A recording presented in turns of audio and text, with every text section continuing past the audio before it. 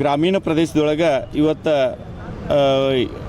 ಮನೆಗಳನ್ನು ನಿರ್ಮಿಸ್ಕೊಳ್ತಾ ಇರತಕ್ಕಂಥ ಬಡವರು ಅವ್ರಿಗೆ ವಿದ್ಯುತ್ ಸಂಪರ್ಕವನ್ನು ಪಡಿಕೊಳ್ಬೇಕಂತಂದ್ರೆ ಗ್ರಾಮ ಪಂಚಾಯತಿ ಒಳಗೆ ಪರ್ಮಿಷನ್ ಬೇಕು. ಆ ಪರ್ಮಿಷನನ್ನು ಮುಂಚೆ ಯಾವುದೇ ರೀತಿ ಅಡೆತಡೆಗಳಿಲ್ಲದೆ ಎಲ್ಲ ನೀಡಲಾಗ್ತಾಯಿತ್ತು. ಆದರೆ ಈಗ ಕೇಳಕ್ಕೆ ಹೋದ್ರೆ ಸರ್ಕಾರದವರು ಸಾಕಷ್ಟು ಅವುಗಳ ಮೇಲೆ ನಿಯಮಾವಳಿಗಳನ್ನು ಹೇರಿ ಟೋಟಲಾಗಿ ಹೇಳ್ಬೇಕಂತಂದ್ರೆ ಇವತ್ತು ಅದು ಕೊಡ್ತಾ ಇಲ್ಲ ಅನ್ನುವಂಥ ಒಂದು ಪರಿಸ್ಥಿತಿ ಉದ್ಭವ ಆಗೈತಿ. ಅದಕ್ಕೋಸ್ಕರ ನಾವು ಇವತ್ತು ಮಾನ್ಯ ಜಿಲ್ಲಾಧಿಕಾರಿಗಳಿಗೆ ಮನವಿಯನ್ನು ಸಲ್ಲಿಸಿದ್ವಿ. ಇದು ಗ್ರಾಮೀಣ ಪ್ರದೇಶದ ಬಡ ಜನರಿಗೆ ಬಹಳ ಒಂದು ನುಂಗಲಾರದಂಥ ಒಂದು ತುತ್ತಾಗಿದೆ.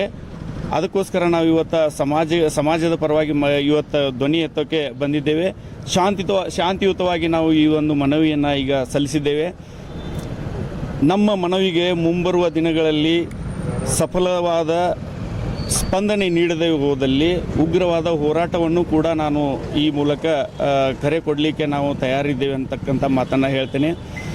ಗ್ರಾಮೀಣ ಪ್ರದೇಶದೊಳಗೆ ಬಡವರು 2-3 ಲಕ್ಷ ಕೊಟ್ಟು ಏನೇನೋ ದುಡಿದು ಒಂದು ಸ್ವಲ್ಪ ಹಣ ಕೂಡಿಟ್ಟು ತಮ್ಮದೇ ಆದಂಥ ಒಂದು ಜಾಗೆಯನ್ನು ಖರೀದಿ ಮಾಡಿ ಮನೆಗಳನ್ನು ಕಟ್ಟುವಂಥ ಒಂದು ಕಲ್ಪನೆ ಇಟ್ಕೊಂಡು ಮಾಡ್ತಾ ಇರ್ತಾರೆ. ಅಂಥ ಒಂದು ಇದಕ್ಕೆ ನಿಯಮಾವಳಿಗಳನ್ನು ಹೇರಿ ಈಗ ಡೆವಲಪರ್ಸ್ಗಳ ಕಡೆಯಿಂದ ನಾವು ಮನೆ ಖರೀದಿ ಮಾಡಿ ಜಾಗ ಖರೀದಿ ಮಾಡಿ ಅಲ್ಲಿ ನಿವೇಶನಗಳು ಕಟ್ಕೋಬೇಕಂತಂದ್ರೆ ಯಾರಿಗೂ ಬಡವರಿಗೆ ಆಗ್ತಾಯಿಲ್ಲ. ನಾನು ಸರ್ಕಾರಕ್ಕೆ ತಮ್ಮ ಈ ಮಾಧ್ಯಮದ ಮೂಲಕ ಮನವಿ ಮಾಡಿಕೊಳ್ತೇನೆ.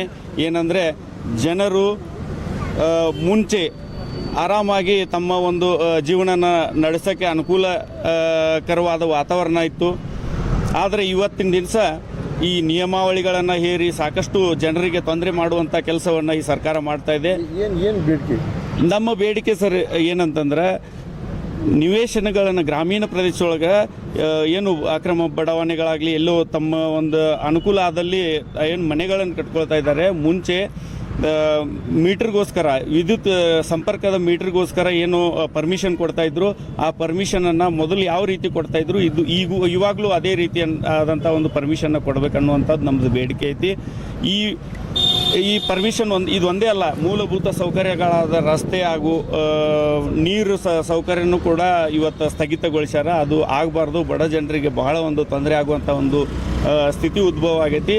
ಅದನ್ನು ನಿವಾರಿಸೋದಕ್ಕೋಸ್ಕರ ನಾವು ಇವತ್ತು ಜಿಲ್ಲಾಧಿಕಾರಿಗಳ ಮುಖಾಂತರ ಮನವಿ ನೀಡಿದ್ದೇವೆ. ದಯವಿಟ್ಟು ಮಾಧ್ಯಮದವರಿಗೆ ಕೈ ಮುಗಿದು ಕೇಳ್ಕೊಳ್ಳೋದೇನೆಂದರೆ ಈ ಒಂದು ಮನವಿಯನ್ನು ನೀವು ರಾಜ್ಯದಾದ್ಯಂತ ಪ್ರಸಾರ ಮಾಡಿ ಎಲ್ಲರಿಗೂ ಅನುಕೂಲ ಆಗುವ ರೀತಿಯಲ್ಲಿ ತಾವು ಸಹಕರಿಸಬೇಕಂತ ತಮ್ಮಲ್ಲಿ ಕೈ ಮುಗಿದು ಕೇಳ್ಕೊಳ್ತೇನೆ. ಸರ್, ಬಸವರಾಜ್ ಬಡಿಗೇರ್, ಕರುನಾಡ ರಕ್ಷಣಾ ವೇದಿಕೆ ಉತ್ತರ ಕರ್ನಾಟಕ ಜಿಲ್ಲಾ ಉಪಾಧ್ಯಕ್ಷರು. ಎಲ್ಲ ಮಾಧ್ಯಮದವರಿಗೆ ನಮಸ್ಕಾರ.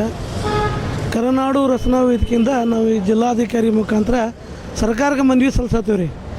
ಇದನ್ನು ಯಾಕೆ ಸಲ್ಲಿಸತ್ತೀವಿ ಅಂದರೆ ಕಾಂಗ್ರೆಸ್ ಸರ್ಕಾರ ಬಂದಾಗಿಂದ ಬಡವರು ಜನಕ್ಕೆ ಸಾಕಷ್ಟು ತೊಂದರೆಗಳು ಮಾಡತ್ತಾರೆ.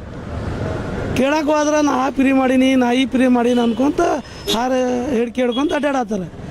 ಈಗ ಬಡವರು ಜನ ಒಂದು ದುಡ್ಡು ತೊಗೊಂಡು ಬಂದ ಕೂಲಿ ಜನ ಒಂದು 2-3 ಸಾವಿರ ರೂಪಾಯಿ ರೊಕ್ಕ ಜಮಾ ಮಾಡಿ ರೈತರ ಕಡೆ ಒಂದು ಕುಂಟೆ ಜಾಗ ತೊಗೊಂಡ ಆಶ್ರಯ ಏನೋ ಆಕೈತಿ ಅಂತೇಳಿ ವಿಚಾರಕ್ಕೆ ತೊಗೊಂಡಿರ್ತಾರೆ.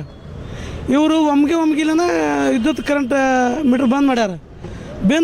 ಬಂದ್ ಮಾಡೋ ಕಾರಣಕ್ಕೆ ಏನಾಗೈತಿ ಅಂದ್ರೆ ಶ್ರೀಮಂತರ ಆಮೇಲೆ ಕಿಲ್ಗಿಡಿಗಳು ಇವರು ಏನು ಮಾಡ್ತಾರೆ, ಆ ಜಮೀನನ್ನು ಹೋಗಿ ಅದು 1 ಗುಂಟೆ ಜಾಗ ನಮ್ಮದು ಇದೆ, ನೀವು ಎಲ್ಲೇ ತೊಗೊಂಡ್ರಿ ಬಾಂಡ್ ನಡೆಯೋಂಗಿಲ್ಲ ಅಂಥೇಳಿ ಒಳ್ಳೆ ಬಂದ ತೊಗೊಂಡವ್ರು ಬಡವ್ರಿಗೆ ತೊಂದರೆ ಮಾಡ್ತಾರೆ.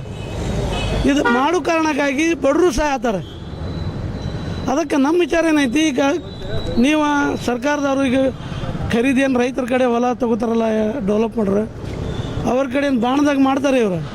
ಅದು ಒಮ್ಗೆ ಬಾಣದಾಗ ಮಾಡೋ ಹೊತ್ನಾಗ ಚಕ್ರಮಗೊಳಿಸಿ ಅವ್ರಿಗೆ ಸುತ್ತ ಹಾಕಿಸಿ ಅವ್ರಿಗೆ ಕಂಪ್ಯೂಟರ್ ಉತ್ತಾರ ಮಾಡಿಕೊಟ್ಬಿಟ್ರೆ ಯಾರ್ದು ತೊಂದರೆ ಇಲ್ಲ ಅನ್ನೋ ವಿಚಾರಕ್ಕೆ ನಾವು ಸಂಘಟನೆಯವರು ನಾವು ಎಲ್ಲರೂ ಕೂಡ ಮನವಿ ಸಲ್ಲಿಸಕ್ಕೆ ಬಂದೀವಿ. ನಮಸ್ಕಾರ. ನನ್ನ ಹೆಸರು ಕಮಲು ಜಂಗ್ಲಿ ಪುಲ್ವಾಲೆ, ದಡ್ಡಿ ಕಮಲಪ್ಪ.